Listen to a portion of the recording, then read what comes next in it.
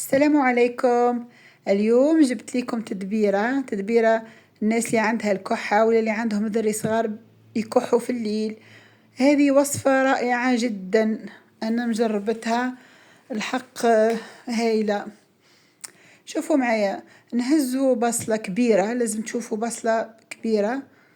البصلة هذه نقصوها من فوق، نحو لها الجزء العلوي هذاك كيما الشابو نحوه، وبواسطة مغرف كبير نقوموا بحفر هذيك البصلة، نحفروها نخرجوا منها اللب تاعها.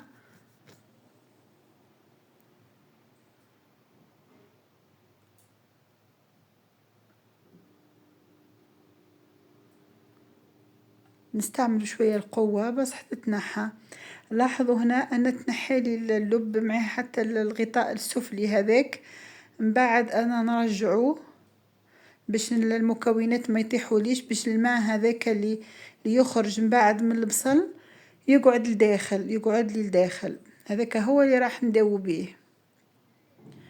نزيدو نحفرو مليح، نوسعو في الحفرة اللي في الحبة تاع البصل.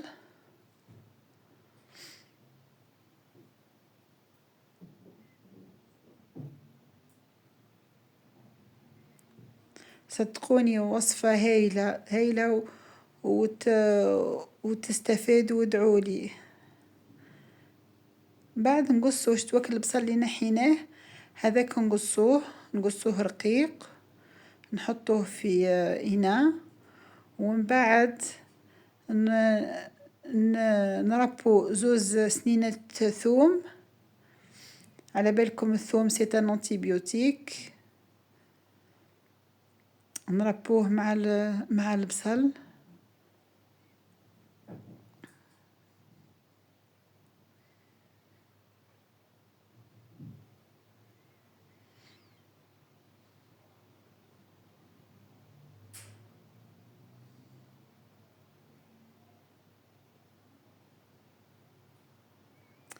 من بعد نجيبو، اذا عندي لهنا غنيجية او مغيرفة كركم، هذه مغيرفة زنجبيل مرحي، وهذه مغيرفة عود قرنفل كيف مرحي.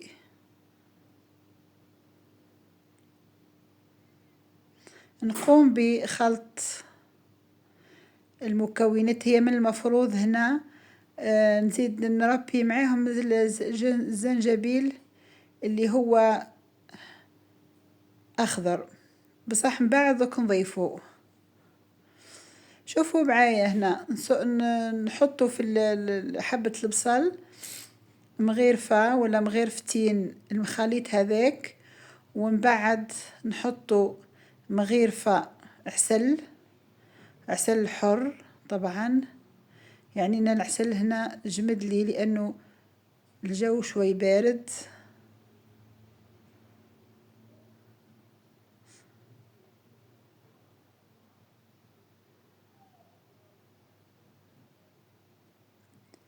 بعد ما حطينا لاكوش تاع العسل، نزيدو نحطو فوق العسل، نحطو كيف كوش تاع الخليط. هنا تفكرت بلي نسيت الزنجبيل، نربي زنجبيل في الكوش هذيك اللي حطيتها فوق العسل.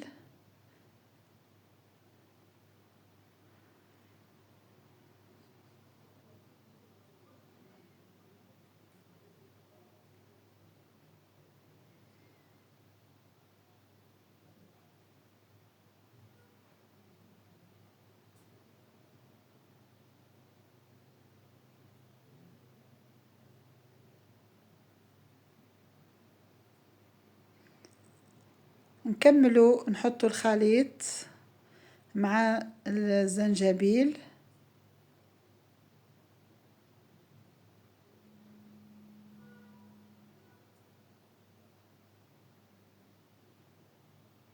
وبعد نغلقو الحبة البصل تاعنا ونبيتوها ليلة كاملة، ويوم وغدوة